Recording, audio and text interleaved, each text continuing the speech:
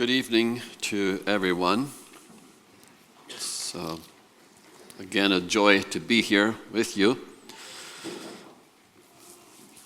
I was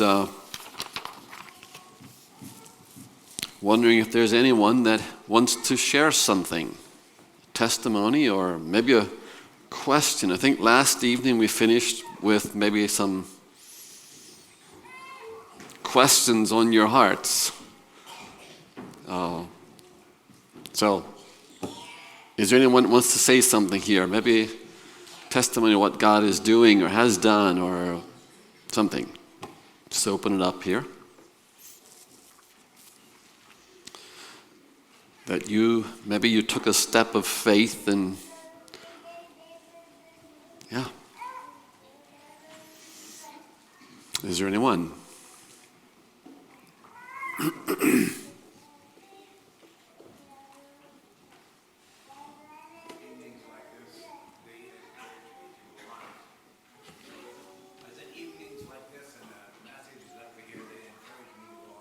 It encourages you to go on.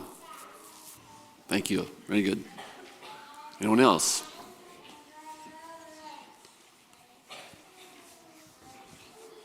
I appreciated last night's message by the power of the words.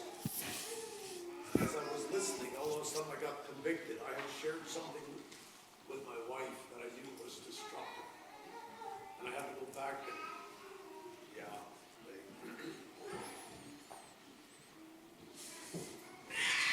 Yeah, very good. Thank you.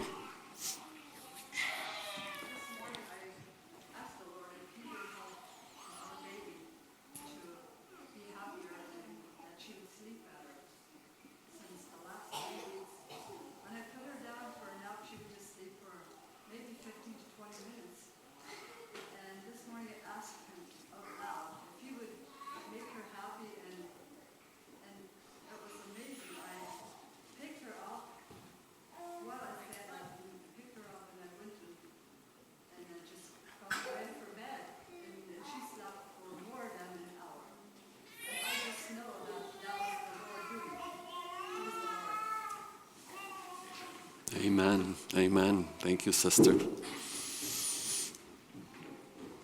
Yeah.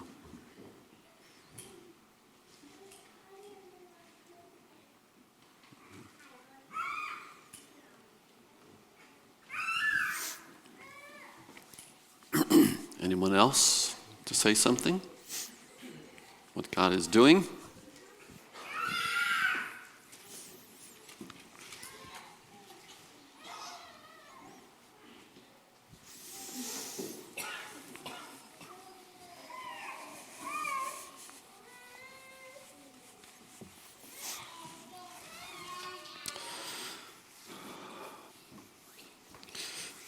Okay, well, let's move on a little bit here. The teaching last night was on the power of the Word.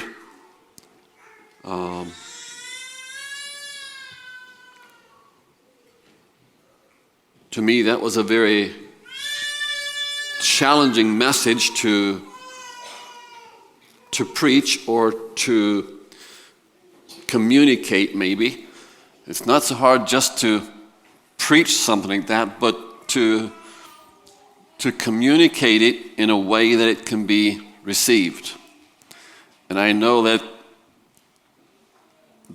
last evening was a bit of a challenge to grasp and to take, but that truth is what gave me the courage to rise up and to begin to walk by faith and to put to practice what I learned.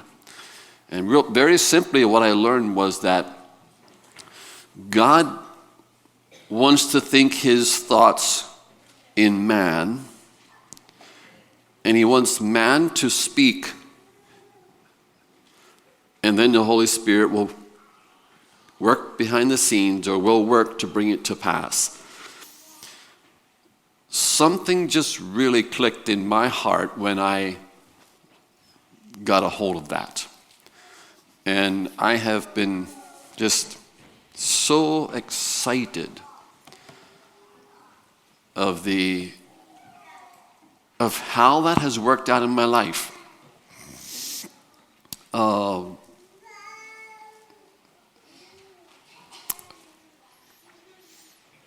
could think of different stories, but I think I'll move on because so tonight I want to follow up and go a little deeper in the one subject that I touched last night on, and that was the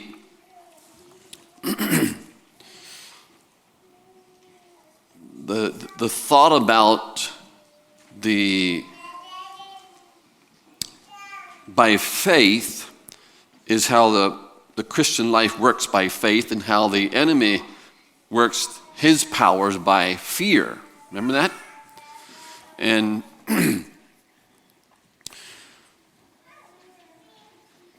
the title tonight is Dealing with Delusion.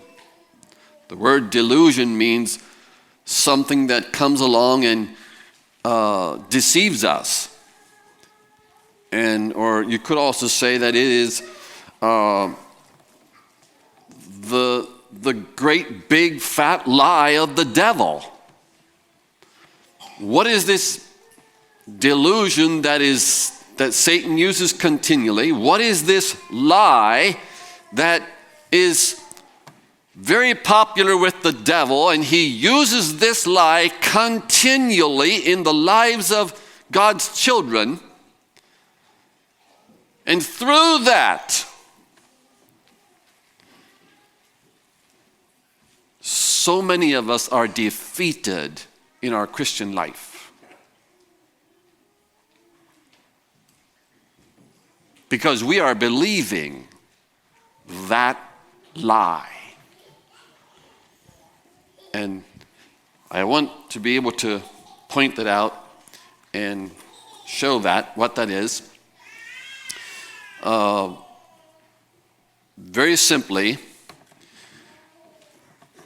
I'll write it up here so you can see it, at least for a little bit. And I'll go deeper into this, but we have the separation that happens when Adam sinned. Then there was a separation between Adam and God, and Eve and God, and probably a separation between Adam and Eve as well. And they felt that. They sensed it. They sensed that they were separated from God, and they demonstrated that by their shame and their fear and their guilt. And they carried with them a sense of separation all the rest of their lives. This feeling inside that I am far from God. Okay?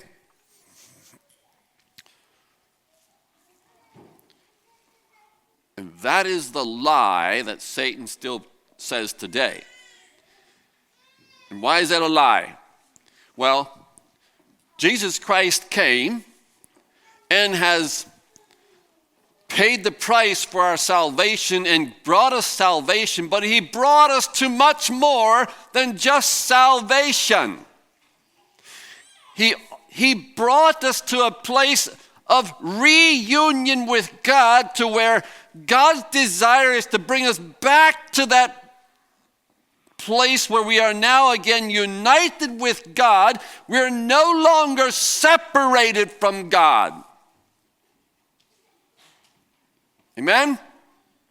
Through faith, by grace are you saved, and it's very clear, we understand that we are now one with God again.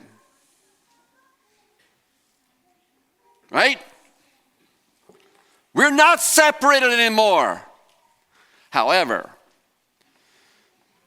this is where the devil lies to us, so many of us, if we allow him, and we end up agreeing with him. You are still separated from God. And you, some of us, you might say, we feel like we're separated from God. We have this sense that God is far away, and I still am separated. It feels like I'm just separated. Are you with me? Come on. Okay? Now, we've been talking a lot this week about who we are in Christ, and we know that we are one with him. His head and his body are one. They're not separated. The vine and the branches, same thing. But the enemy wants to proclaim, and he does this continually, you are still separated from God. You're not really one with him. And he plays on and he uses our inner senses, you might say, and our senses it's like it's much easier to agree to what Satan is saying than what God is saying. It's a lie. And that is the delusion, that you're separated from God when in fact you're not. That's what I want to talk about.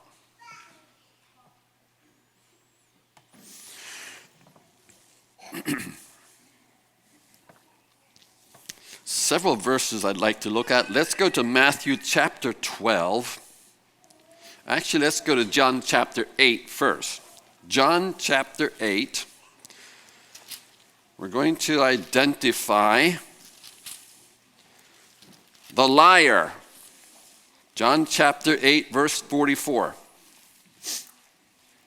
Jesus is in a dialogue with the Pharisees, and they're saying they are Abraham's children, and Jesus said, if you'd be Abraham's children, you would listen to what I say, you would do the things Abraham did. But let's look at verse 42. If God were your father, you would love me. For I proceeded forth and came from God, neither came I of myself, but he sent me. Why do you not understand my speech? Even because you cannot hear. This word hear keeps coming up again and again. You cannot hear my word. Now, I think they heard it with these ears, but they were not hearing it. To really hear is to, well, my dad would say, you need to listen. And what that meant was not only are you supposed to hear what I'm saying, but you're supposed to do what I'm saying. So to really hear means that you will hear it and do it. And Jesus is saying to these guys, you're not really hearing my word. Look at what it says in verse 44. You are of your father the devil, and the lusts of your father you will do. He was a murderer from the beginning and abode not in the truth, because there is no truth in him. When he, the devil, speaks a lie, he speaks of his own, for he is a liar and the father of it. Very clearly understand that the devil is a liar and he's the father of lies. And this is his approach, his attack. It is with lies. And he so often does it into our hearts. And we so often, it seems like, until we become wise or become filled with the Spirit and walk in the Spirit, he deceives us. And we end up crying over it and trying to pray over it, and but so often it seems like it's not making a difference. Matthew chapter 12, a few verses here. A good man, chapter 12, verse 35. A good man out of the good treasure of his heart brings forth good things. And an evil man out of the evil treasure of his heart brings forth evil things. But I say to you that every idle word that men shall speak, they shall give account thereof in the day of judgment. Is it important? Are the words that we speak important? If every idle word will be judged on that day, is it important? For by thy words thou shalt be justified, and by thy words thou shalt be condemned. I believe you're learning something this week, and one thing I believe you're learning is that the words we speak are important. Are you with me? Okay? I want to take you to another scripture here in James. James is a very practical writer, and he says in chapter 3, he talks about the tongue. And in verse 2, for in many things we offend all. If any man offend not in word, the same is a perfect man, and able also to bridle the whole body. And he gives two stories to illustrate what he's talking about. He just said that this little tongue is able to bridle this whole body. Listen, he says, we put bits in horses' mouths, and by that little bit in that big horse's mouth, we can turn him anywhere we want. Also, he said, the ships on the sea, there's a little helm there, a little wheel that turns that ship, and that ship is huge, and even in the midst of fierce storms, that ship can be turned with that one little thing. He's using illustrations. And so we go back to this tongue thing, and what he's really saying is that this tongue is to bridle the whole body. In other words, the tongue controls the actions of the whole body. Right?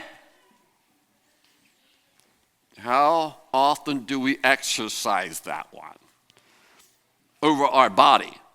Well, we often use our tongues to say things about other people or so forth, but have I learned that when I speak with my tongue, I can, because with that same tongue, you speak curses or blessing. This ought not to be, he says. But what ends up happening so often is that when we hear the lies of the devil coming to us, then we say to ourselves some negative thing. And we use this tongue, and when we say those negative things about ourselves, we are using that tongue and giving direction to this body.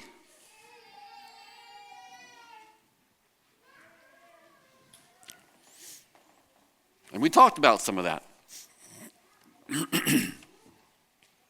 Likewise, we can speak blessings over ourselves.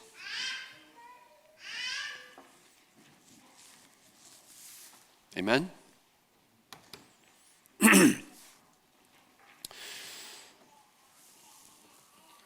want to take you now to the creation in Genesis, when God made the man. I want to read a few verses there. In chapter 2, verse 7, is the description here. And the Lord God formed the man of the dust of the ground, and he breathed into his nostrils the breath of life, and man became a living soul.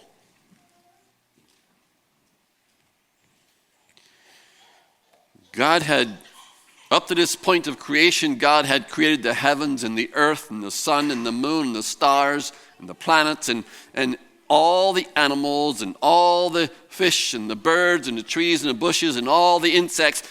God had created all of those things with his word, the spoken word. Amen? We learned that. Then he makes the man. How did he make the man?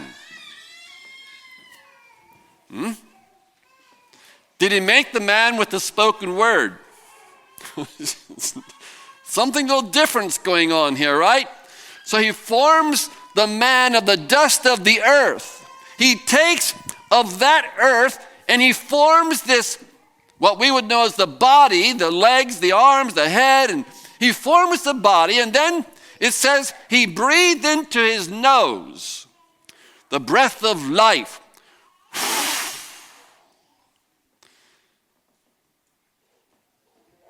And God's breath is spirit.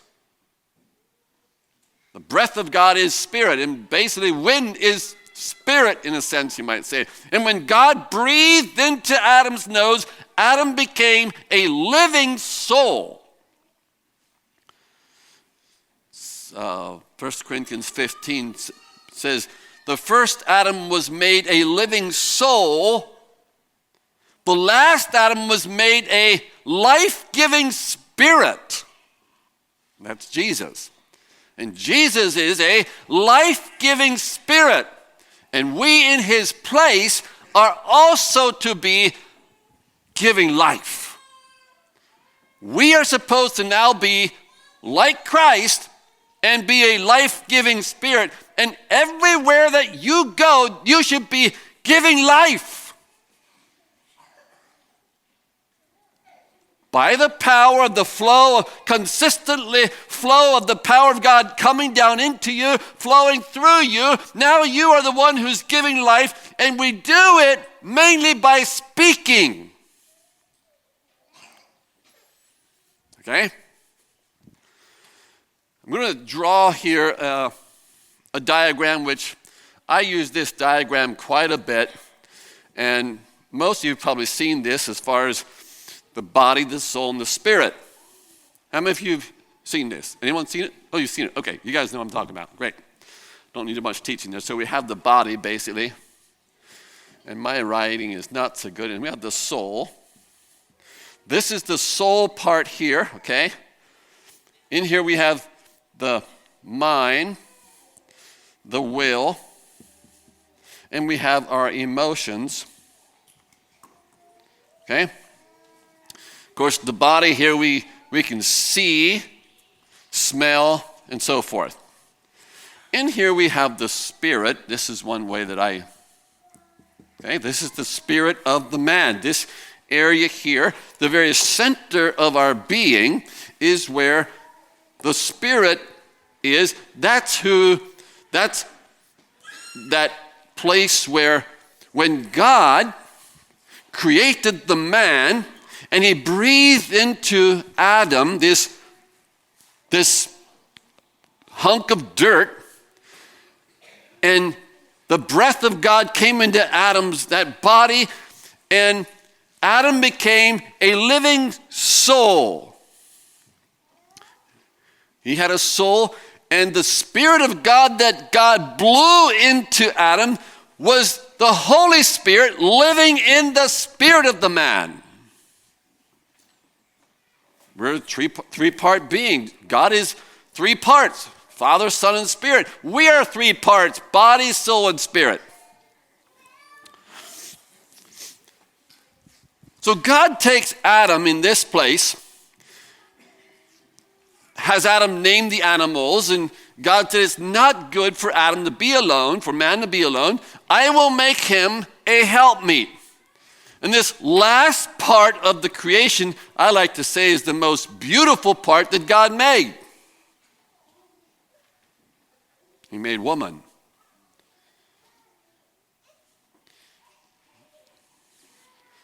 I just like to think that like the last creation was his best one. Or anyhow. I believe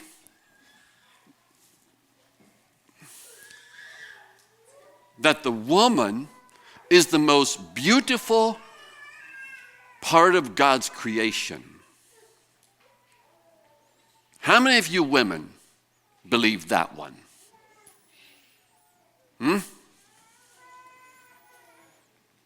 Would you agree with God that you are beautiful? Doesn't God say, I've made you fearfully and wonderfully? Do you believe it?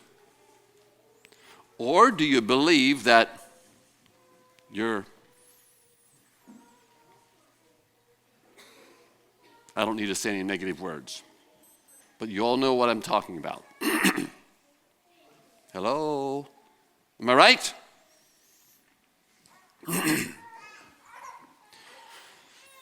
There's a verse in Psalms.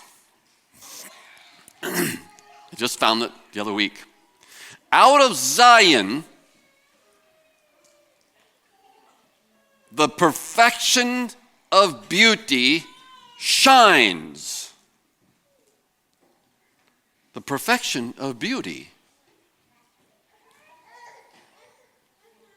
The most, or the beauty in its perfection, he's saying. This is perfect beauty. It can't get any better. And he says, out of Zion, the perfection of beauty has shined. Well, what is Zion? What is Zion?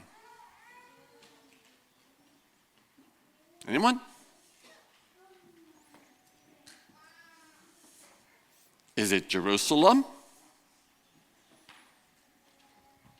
But ye have not come unto the mountain that burns and thunders, but unto Mount Zion, the heavenly Jerusalem.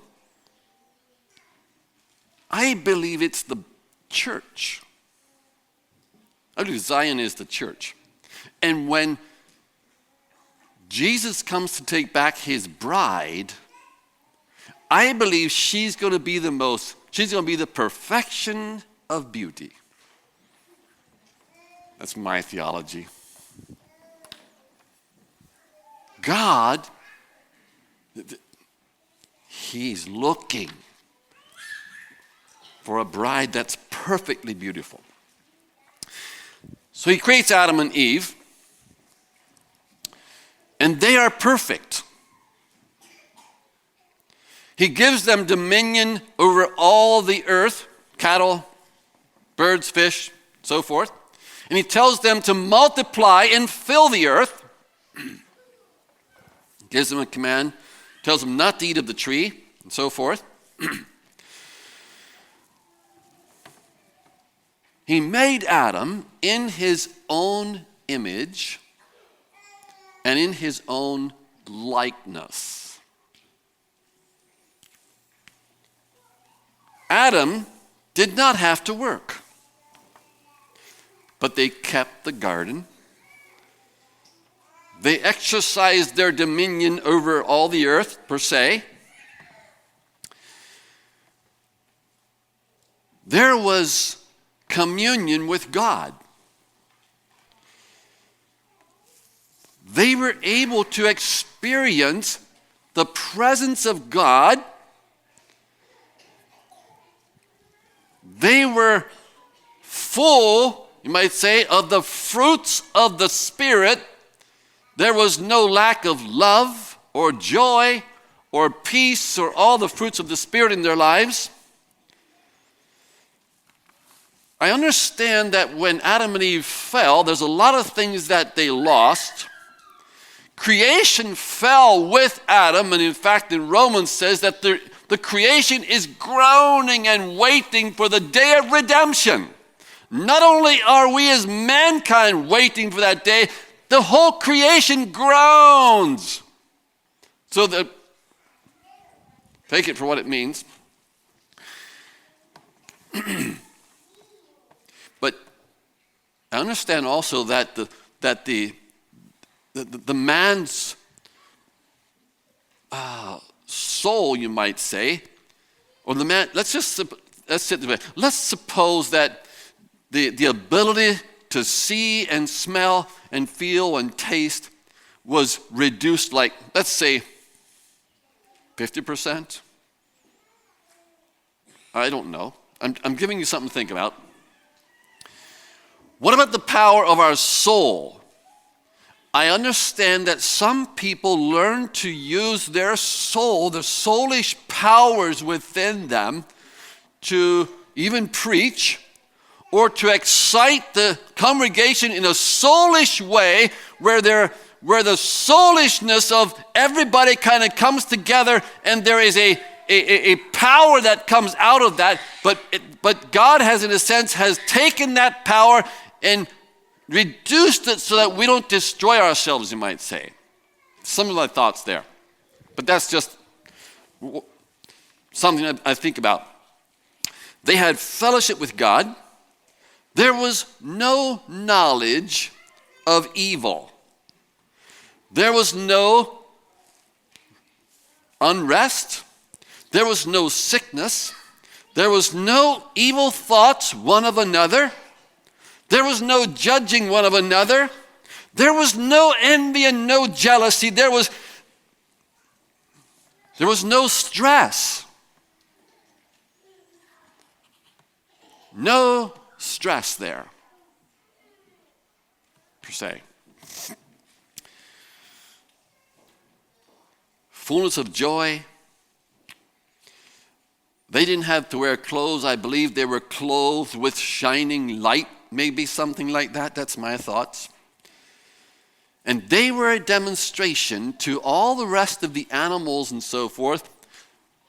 They were a picture of the Creator to the rest of the world. That's how I would see it. I'm sure we lost a lot more than we realize. Their needs were completely and totally supplied. They didn't need to worry about going to work and earning money. They didn't need to worry about paying bills. They simply could go out to that tree and pick off the fruit and eat it to the satisfaction at any time. This was the condition in the garden. When they were hungry, they could eat. When they were thirsty, they could drink. And there was no separation between them and God. There was no separation. They were one with God. There was no sense. There was no feeling within them that says they were far away from God. Okay? They didn't feel that. Because it was not true. They were not separated from God. They were one with Him. And there was no sense of separation there.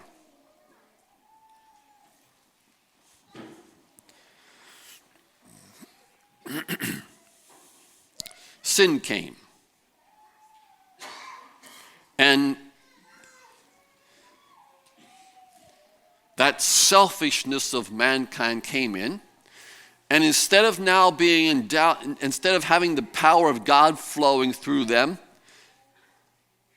that was taken away, it was cut off, and man was reduced to only his own physical strength and power. He no longer had access to the power of God.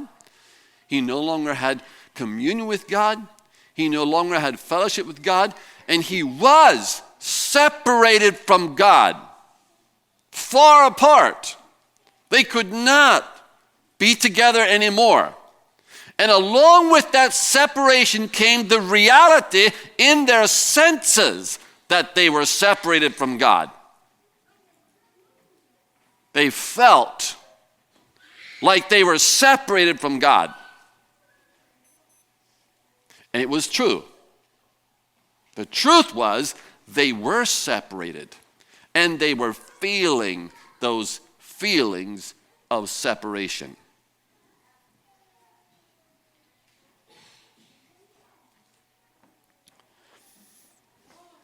I like to say it this way, that the Holy Spirit was dwelling in here when they believed, or when they were created.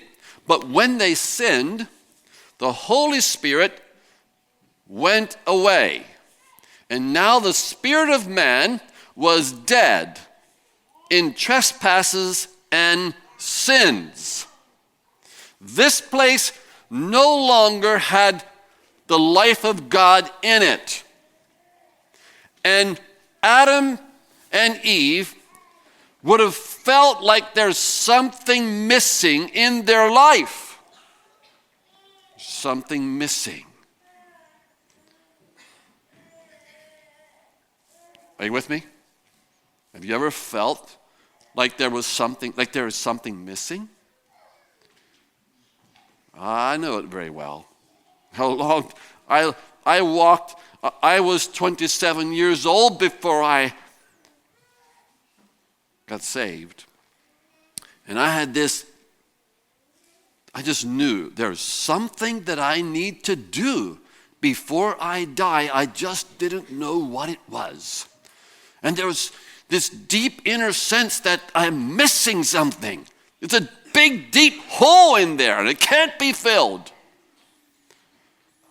And that's what Adam and Eve felt.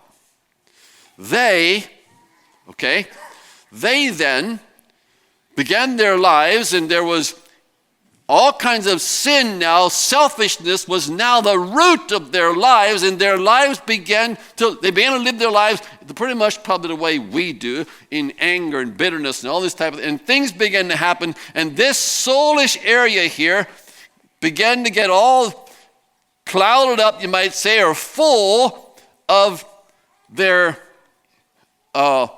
they would have in the soul is where your memory is. That's your mind. Your memory is in this place. Your will is here. And your feelings, your emotions are in here. This is where you feel. And when they were separated, when the Holy Spirit went out of their lives and they felt that separation, this is where they're feeling it in their soul.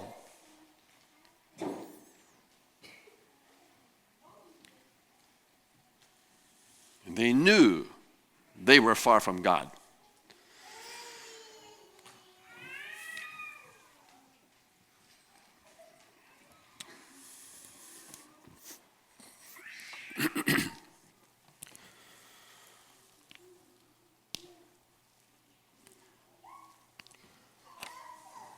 Then Jesus came. The Redeemer came. And he shed his blood to redeem all of mankind. He took upon himself our sin. He became sin for us. He, the holy, sinless Son of God, took upon him all the sins of humanity. And he hung on the cross, and he bled, and he died. So that man could be redeemed. Man could be saved. And you ever think of it this way, that it was God's plan to put his Son there on the cross to atone for the sins of mankind. His only beloved Son.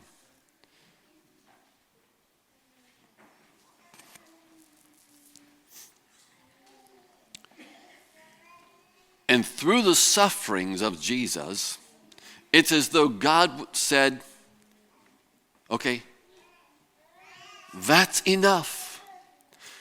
My son has suffered enough to pay for the sins of every human being who ever lives on the earth. That act of the cross, of where Jesus, the Son of God, died, shedding his blood, that is such a powerful sacrifice, atonement, that it's enough that God is saying, whoever from now on, or whoever believes in my Son Jesus, shall be saved and shall have this salvation. Okay? But there's much more than just salvation that was paid for. He also has, that price also included the restoration. Not just God over here, now man is saved, and someday God wants to bring man back to himself. No. God came down, and through Christ Jesus, now comes one with us. It's like up here we're seated in heavenly places, right? With Christ in heavenly places. I can't draw chairs very well. And down here on the earth is where we live. And I'm down here, okay, on the earth. And God, through this sacrifice in Christ Jesus, through his Son, now whenever somebody believes in Jesus, it's as though God reaches inside of himself and he pulls out this life. And he comes over to you and he puts this life down inside of your heart. And that's what he does. And God says that I'm seated up here. He reaches down and he gives me life. Okay? But the Bible says I'm up here. And so Jesus, by the Spirit of God, is now here in my heart, my life. At the same time, I'm seated up here with Jesus. Such an amazing mystery, right? But it makes sense somehow. We understand that. Now, Jesus said to Nicodemus said, good master, what must I do to have eternal life? Is that what he said? No, that's not right. But Jesus said, Nicodemus, you must be born again of the Spirit of God, or you cannot enter the kingdom of heaven. And what Jesus really was saying is that, Nicodemus, inside of you there's a spot, there's a place that there's something missing. You need to have the Holy Spirit come and live inside of you. You, Nicodemus, must be born of the Spirit. And this is the Holy Spirit. And so now, through faith in the finished work of Christ, like we talked about before, we hear the gospel, we mix it, we believe it, and we agree. And if with our mouth confession is made unto the salvation of the soul, and that is what we call new birth. We are born again of the Holy Spirit, and the Holy Spirit comes down, and he comes in here, and he makes his home in this place. Right? And I know that I'm saved. I get something so transforming happens that I get this release from this burden of sin, and I know I am a child of God. I have assurance of salvation, even though my background teaches you can't have assurance of salvation. You can't know that you're saved. Well, when I got saved, I knew I was saved. Even my animals knew the difference. I was an angry man. I think the cows were glad I got saved. Now, this is the part that gets saved. Your spirit gets saved. Born again of the Spirit of God. Does your body get saved at that point? No.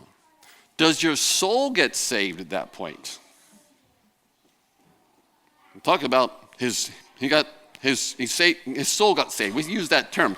But in reality, this part of my being, this is who I am. I'm housing. I have a soul, and inside of my soul is my spirit, which now is where the Holy Spirit is living.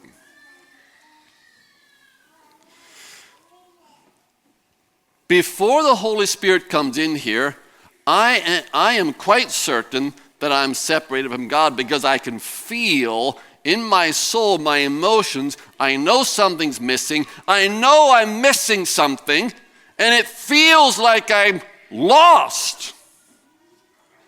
But when I get saved, now the Holy Spirit comes and lives inside of me, and I am now have been united with Christ. It's a reunion, and my spirit is so entwined with God's spirit, you can't separate them. I am no longer separated from God.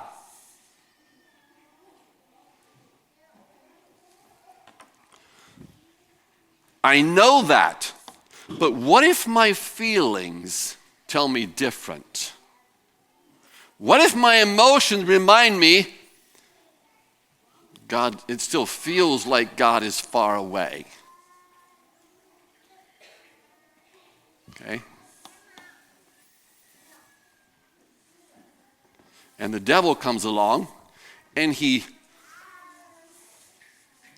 throws these thoughts at you, bombarding you. Sometimes there's bombarding, and you end up doing those things which the devil's throwing at you.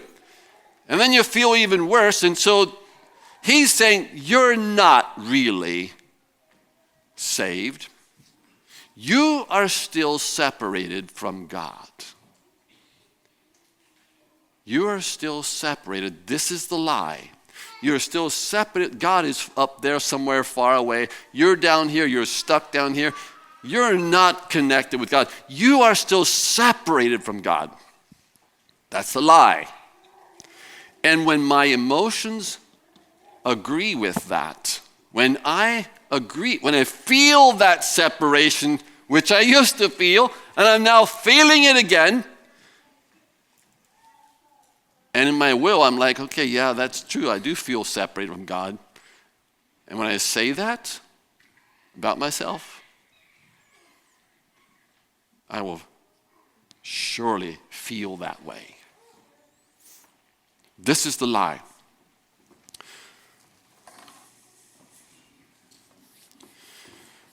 When you are saved, you are united together with Christ. You are not separated from him. This is the lie, and so many people, they struggle with this one, this sense of separation. Yes, before we're saved, we are separated, and we have that sense of separation. And Jesus Christ died so that we could be brought back together again, and that he also took away, how should I say this? His purpose was to remove our sin and to remove that sense of separation from us. By his blood, he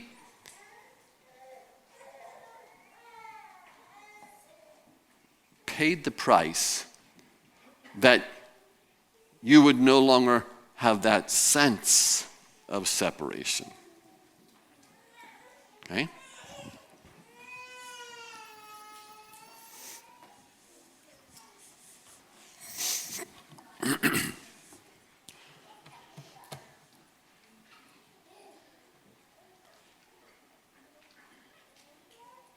That's the lie. That's the delusion. And as long as you agree with that lie, you will be weak in your Christian life. You will have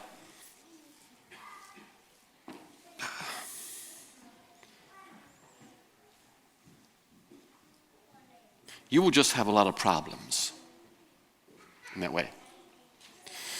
Another thing that happens here is that when we get saved, then the Holy Spirit begins to work on us. Even though, like when I got saved, I went through a time of confessing my sins. A week and two before I was saved, and I confessed everything I knew. Now, I have seen people come to Christ, like Muslims especially, that when they simply believe on Jesus, they are transformed and saved immediately without confessing their sins and without even confessing that they're a sinner. When I came to Christ, I was led to confess my sins. This is where your sins are in your soul. This is the memory of your... Okay. Some of you have had some very rough upbringings. Some of you come from a very dark background. And you have gotten saved. But you're wondering, why is the Christian life so hard? Maybe you're facing this continual barrage of just bad thoughts and so forth, and temptations that are so powerful you cannot even hardly stop them. And sometimes you end up fighting that thing almost every moment of the day. You have to continually call on Jesus' name, and I'm not doing that. And you call on Jesus' name, no, and just is there anyone like that?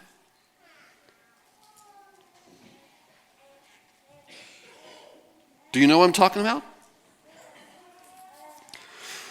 I believe that when we grow up in a Christian home, our lives are not so full of blackness and darkness, and our children can get saved even though they don't have a whole lot of sin to deal with. Some of you have gotten saved and you come out of a lot of darkness, and your soul has so much garbage in it, and you wonder why you can't live a victorious Christian life.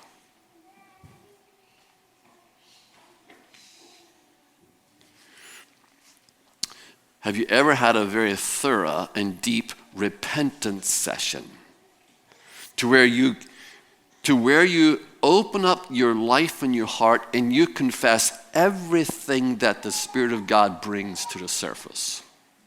If you've never done that, I recommend it. Because if that stuff is down there, you just will not have a victorious Christian life. If there is all the dark stuff that's down there, the Spirit of God, who has come to dwell inside, he wants to move outward and shine his glory through your soul, through your body, and that your body would be full of light. You are now the light of the world, and your face should show it. Hello?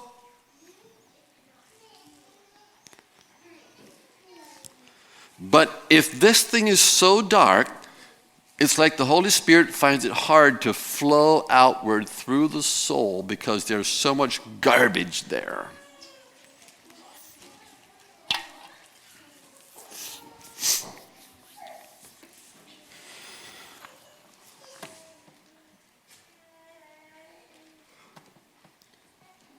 A false sense of separation. That's the lie. In Christ, I am not separated from him.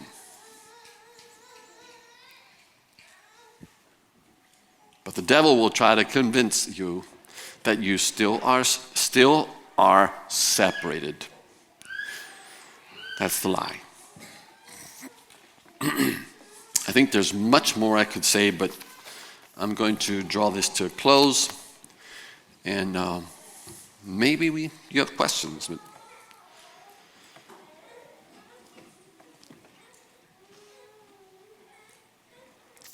if you are, so what do you do if you're struggling with that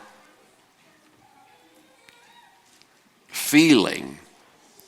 Well, I'm not really a good Christian, and you're yielding to that lying spirit, and it's quite easy to agree with it when I feel I'm separated. So what must we do? We recognize that I need to recognize it's the enemy. Tell him to leave. In Jesus' name, get out of here. And rise up by faith and boldly get a hold of the promises. I am a child of God. I have been saved. I am dead in Christ. I was buried with Christ. I have been raised up with Christ, and I am seated with him up there in that heavenly place in Christ Jesus. You rebuke the devil, and you rise up by faith and declare who you are. You agree with God in who you are in Jesus' name. It's that simple. Isn't it simple? I believe that many of you are beginning to grasp the truths. Am I right? Are we getting it? Let me see. If you feel like you're getting something, okay? Some might not feel it, and my encouragement is you've got to exercise it. You've got to take that faith that comes with the Word of God, mix it together, and proclaim it. Proclaim who you are. Agree with God out loud what He says about you. He made me beautiful. He made me holy. He made me in His own righteousness. And I accept that. Let's pray. Heavenly Father, thank you. These truths, Jesus said, I am the truth. And He clearly identified the devil as the liar and the father of lies. And Jesus, we know that you are the truth. And we love the truth because the truth, it does set us free. Give you all praise and all glory in Jesus' name. Amen.